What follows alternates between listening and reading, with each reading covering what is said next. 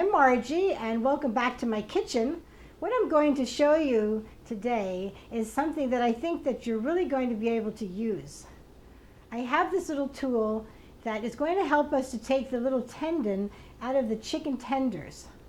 I lie awake at night wondering how I can get rid of that tender, because whenever I have tried in the past, just by holding it in my fingers, it's just so slippery that you can't get a really good hold of it.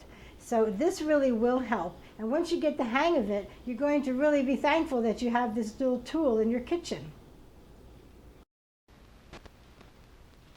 This is a quick tip for taking these tendons out of your chicken tenders. You get a whole package of them, and it's sort of one of those odd things that these are so tender, and then you have this little tendon in there and it makes it so tough. So this is a little quick tip to get that out. I have this tool, and I think it's a pair of pliers, but it locks down. If you get one that has a little screw on the back, you can tighten it up as much as you like. But make sure that you just keep it in the kitchen. It's just for the kitchen. Make sure everybody in the house knows that. Okay? So here, what I'm doing is I'm going to grab that little tendon with the pliers. It's kind of hard to show you. You don't have it show you for the camera, but just grab a hold of that and take a knife that has a very straight edge, and you want to put the straight edge against that tendon and just push on it. Pull the chicken away from that tendon and slide down. It is very long. It's usually 3-4 inches long. There you go. That's a perfect one. I got some of the chicken with it, but after you do a few, get the hang of it. Sometimes the tendons are kind of hiding, so you still have to grab down on it. They're almost impossible to hold with your fingers,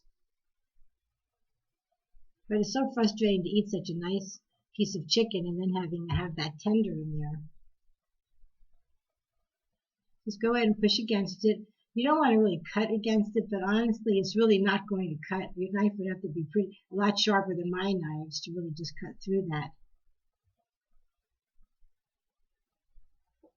So I'm going to do one more. Now when I do this one, the pliers are going to come off, and that's because for this one I probably didn't have that little screw in the back of the pliers tight enough. That's why that little screw back there is so nice, because probably a regular pair of pliers, they would probably come apart and you'd have to really hold it really tight. So that little screw back there is certainly worth having. So there I am tightening up the screw.